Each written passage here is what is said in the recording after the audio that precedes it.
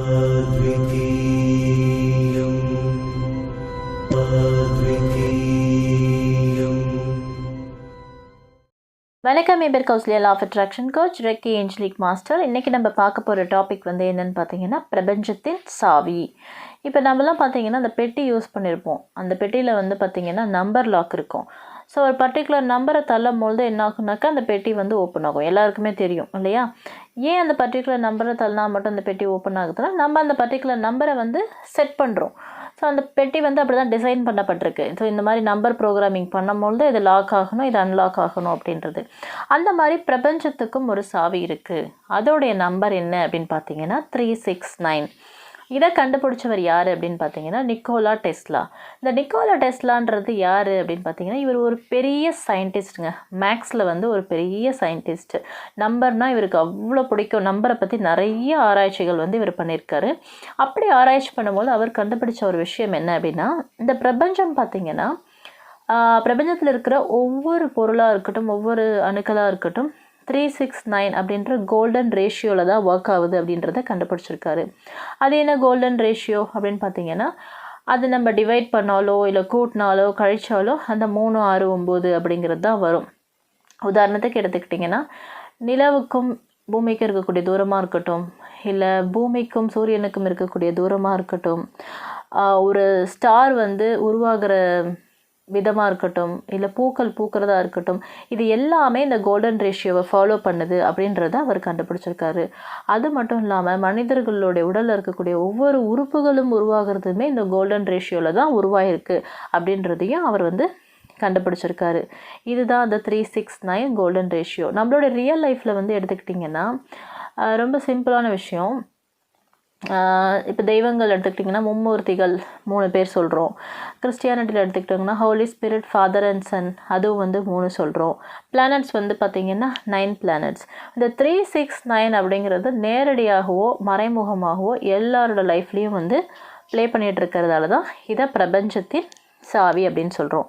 சரி, இந்த 369 பயன்படுத்தி எப்படி வந்து நம்ம லைஃப்பில் மேனிஃபெஸ்ட் பண்ணலாம்? ஏன் இந்த 369 மட்டும் அவ்வளோ ஸ்பெஷலு அப்படின்னு பார்த்தீங்கன்னா, இப்போ ஒரு கூட்டு பிரார்த்தனை பண்ணுறோன்னு வச்சுக்கோங்களேன். ஒரு விஷயத்துக்காக நிறைய பேர் பிரார்த்தனை பண்ணுறாங்க. அப்படின்னும் போது அது வந்து ரொம்ப பவர்ஃபுல்லாக இருக்கும். தனியாக ஒருத்தவங்க பிரார்த்தனை பண்ணுறத விட ஒரு விஷயத்துக்கு பல பேர் சேர்ந்து பிரார்த்தனை பண்ணும்போது ரொம்ப பவர்ஃபுல்லாக இருக்கும்.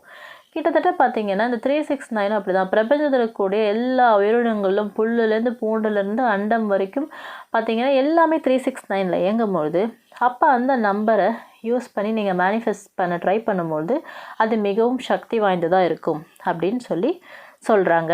இந்த 369 என் லைஃப்லேயும் நான் பயன்படுத்தி பார்த்துருக்கேன். நல்ல ரிசல்ட் கொடுத்துருக்கு. நீங்களும் இதை வந்து பயன்படுத்துங்க. இப்போ இதை பயன்படுத்துறதுக்கான ரூல்ஸ் வந்து என்னென்னு பார்ப்போம். முதல் விஷயம், ஒரு டைரி எடுத்துக்கோங்க, ஒரு பென் எடுத்துக்கோங்க. ஃபஸ்ட்டு நீங்கள் எந்த விஷயத்தை வந்து அச்சீவ் பண்ண போகிறீங்க இந்த மாதத்தில் அப்படின்றத முடிவு பண்ணிக்கோங்க.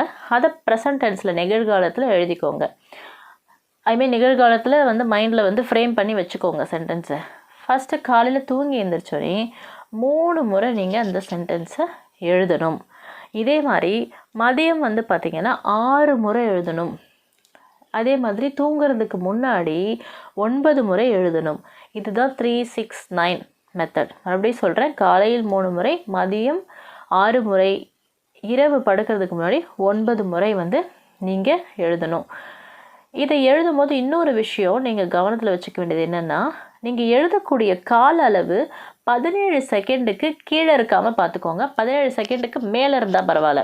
ஏன்னா 17 செகண்டு எந்த ஒரு விஷயத்தை நினச்சாலும் மேனிஃபெஸ்ட் ஆகுன்றது ஒரு லா ஆஃப் அட்ராக்ஷனோட ரூல். அப்போ நீங்கள் இதையும் அதையும் சேர்ந்து பயன்படுத்தும் போது ரொம்ப பவர்ஃபுல்லாக இருக்கும்.